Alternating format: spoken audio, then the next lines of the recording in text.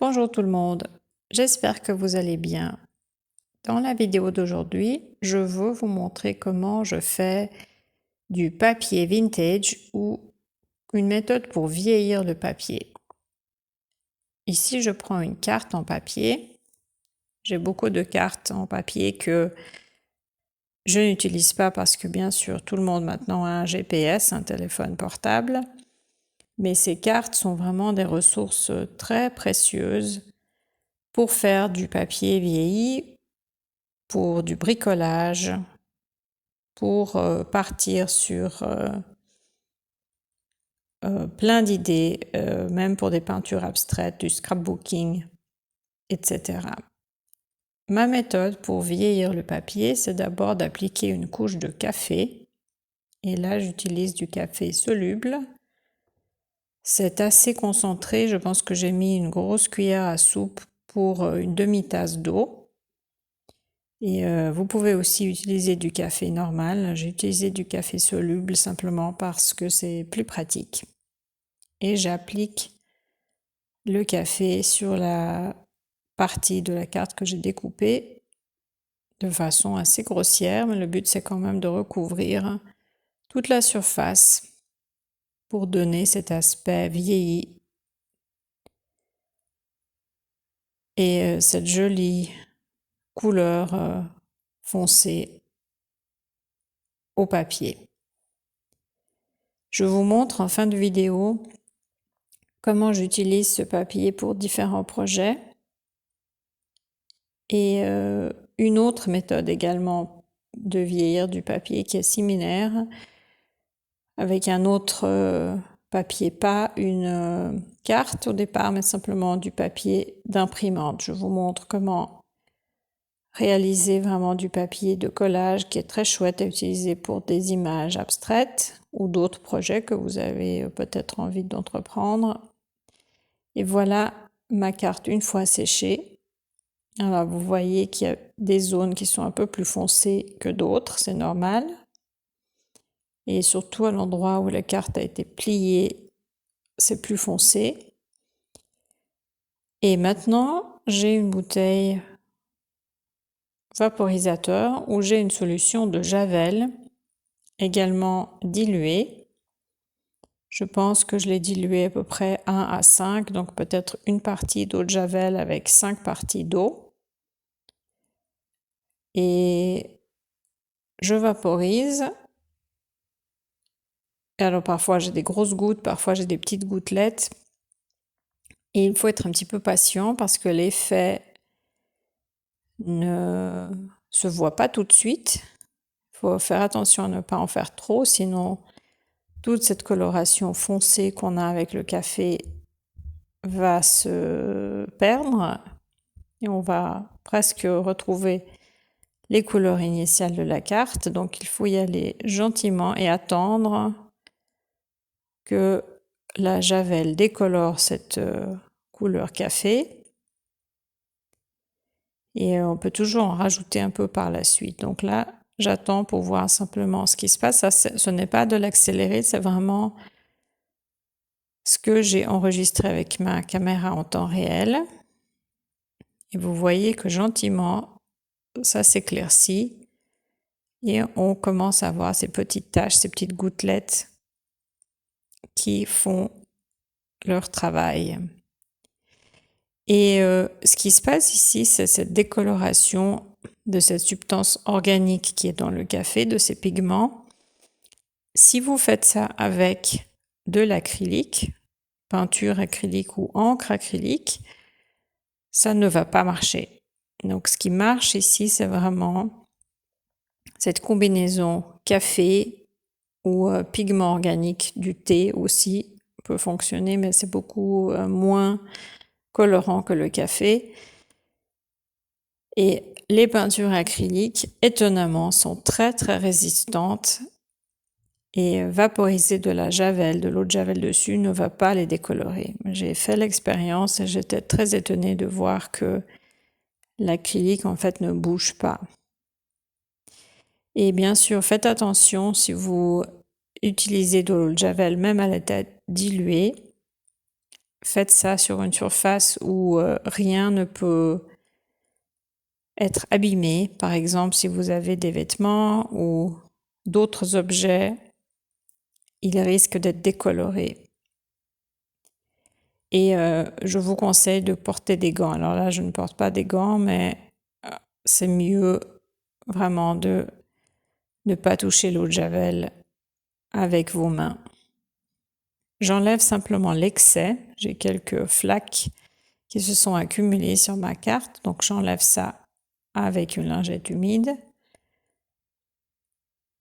Et j'observe simplement ce qui se passe. Et vous voyez que gentiment, ça commence à s'éclaircir un petit peu à quelques endroits. Et on commence vraiment à avoir cet effet de papier vieilli. Quelques endroits sont très foncés, d'autres endroits sont plus clairs. Et c'est vraiment imprévisible ce qui se passe. Moi, j'aime bien ce processus. Alors, ça sent un petit peu comme à la piscine, mais c'est pas trop mauvais. Voici le résultat fini une fois que ça a séché. Et vous voyez que c'est vraiment le bon dosage qui va faire un résultat intéressant. Pas trop foncé, pas trop clair. Mais là, vraiment, une carte qui a été vieillie avec cette méthode. Ce que je veux faire maintenant, c'est que je veux découper des morceaux de cette carte pour faire des cartes postales. Et j'ai déjà des cartes postales qui sont prêtes, qui sont vides, qui ne sont pas imprimées. Et je vais simplement maintenant décoller une partie de ma carte pour ensuite coller l'image qui me plaît sur ces cartes postales. Je trace au crayon et je découpe avec un scalpel. Le crayon mécanique est très fin et je vous montre une petite astuce quand vous coupez. Ne coupez pas ici, mais coupez comme ceci pour protéger la partie que vous voulez garder. Donc, ce que je veux garder, c'est la partie en bas. Et donc, je place ma règle, c'est un morceau métallique, de façon à protéger le bord que je veux garder. Si vous ne faites pas ça et que vous placez votre règle de l'autre côté de la ligne et que vous glissez, vous risquez d'abîmer le papier, le morceau que vous voulez préserver. Mes lignes sont très fines, donc je dois vraiment contrôler exactement l'endroit où je veux couper. J'utilise un scalpel qui est très très très aiguisé avec des lames qu'on peut remplacer. Donc une fois que ça ne coupe plus très bien, on remplace et c'est vraiment un outil idéal si vous faites du papier de collage pour vos peintures abstraites ou du scrapbooking ou d'autres projets avec papier ou même encadrer vos images sur papier. C'est vraiment un outil génial. J'utilise ça quasiment presque tous les jours. Ça coupe aussi le carton. C'est vraiment très très pratique. Mais bien sûr, il faut faire attention parce que c'est très pointu et c'est très aiguisé. Donc, gardez ça bien à l'abri des enfants. Et il y a un petit capuchon en plastique, vous le voyez à droite, pour fermer cet outil et protéger la lame. Mais j'utilise cet outil beaucoup plus souvent que je le pensais au début en fait. Voilà, là j'ai pas tout à fait appuyé assez, je vais devoir repasser une deuxième fois pour ne pas déchirer. Et à nouveau, comme vous voyez, je protège avec ma règle la partie que je veux découper et je repasse sur la même ligne. Voilà la première image découper et je place. Voici, ça sera ma carte postale. Je vais en faire 5 de cette façon-là. J'ai assez de contenu sur mes cartes. Un petit bout qui dépasse. J'aime beaucoup le résultat, c'est très graphique.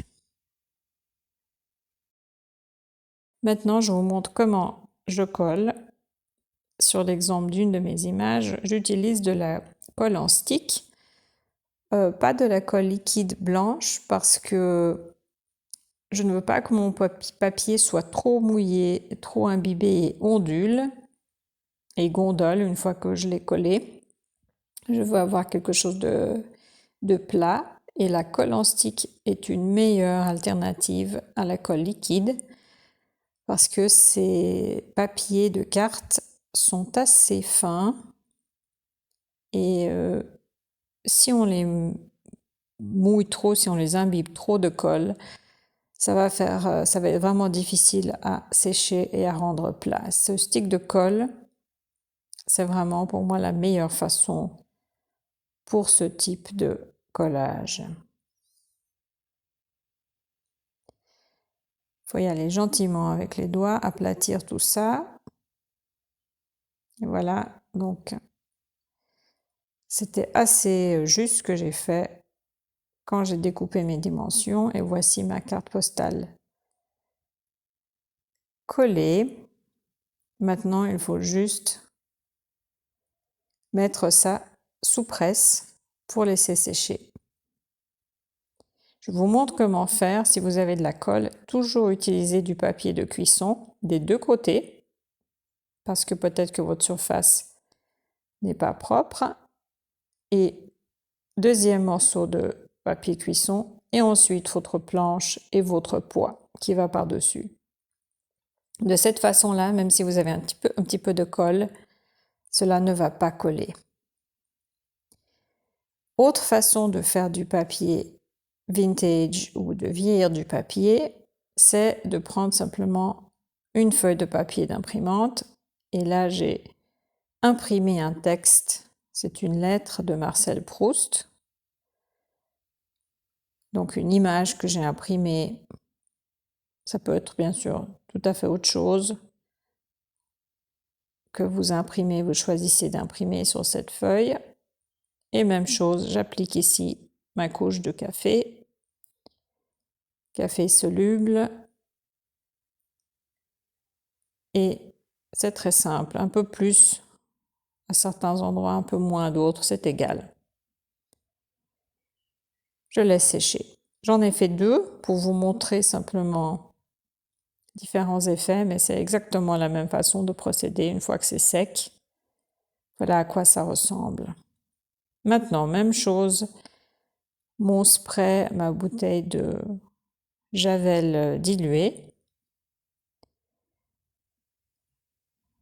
Et là, vous voyez, ça réagit très vite parce que ce papier, contrairement à la carte, n'a pas autant d'encre, donc c'est simplement du papier d'imprimante et ce n'est pas vraiment blanc, ce qui ressort, mais un petit peu, j'avais une couleur presque verdâtre.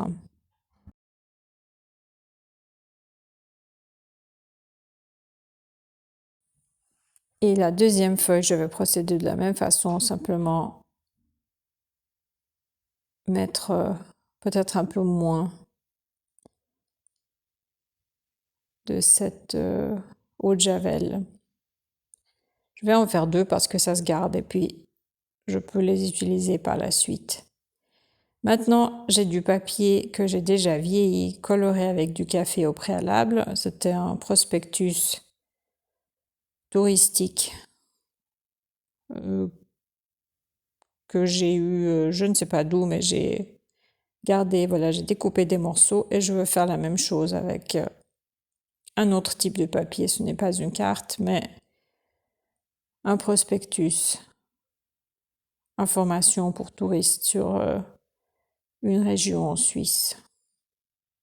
Et même chose ici, vaporiser et laisser sécher. On va voir ce que ça donne une fois que c'est sec. Alors voilà, là c'est vraiment parfait si vous faites du scrapbooking.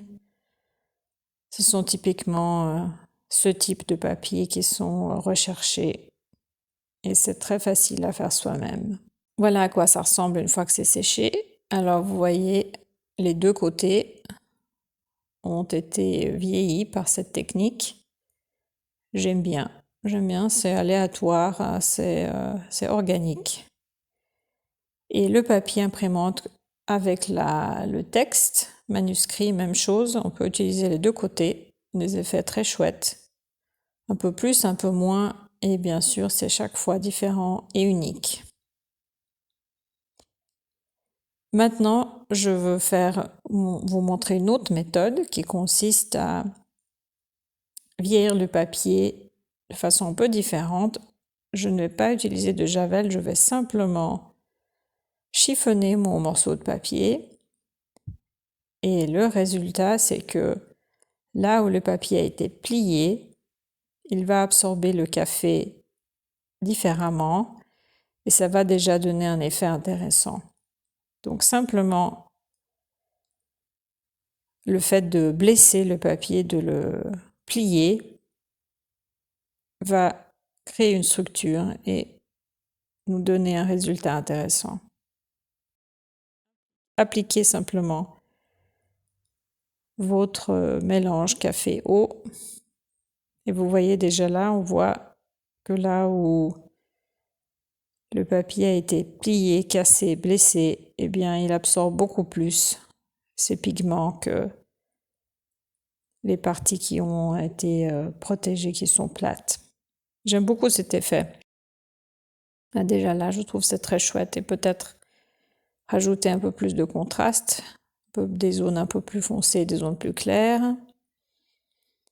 Et voici l'état, la feuille à l'état séché, donc les deux premières feuilles avec la javel.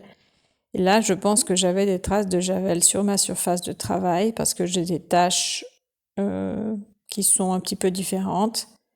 Mais voilà, je vous montre toutes les variations que j'ai faites. Et maintenant, j'utilise en fait ce morceau-là que j'ai fait en dernier pour rajouter sur une peinture abstraite. Je suis en train de travailler sur cette peinture et je veux rajouter ce morceau de collage. Je vais donc déchirer ma feuille aux dimensions pour coller sur ma toile. Et ici, suivant le sens dans lequel vous déchirez, vous allez avoir un bord blanc du papier, ce qui est le cas ici à droite, ou vous n'allez pas l'avoir, vous allez l'avoir, ce bord blanc, sur le morceau à gauche. Donc vous voyez, je regarde là, je n'ai pas cette bordure blanche à gauche, mais je l'ai ici, sur ce morceau-là. Mais je vais coller ce morceau-là sur ma toile.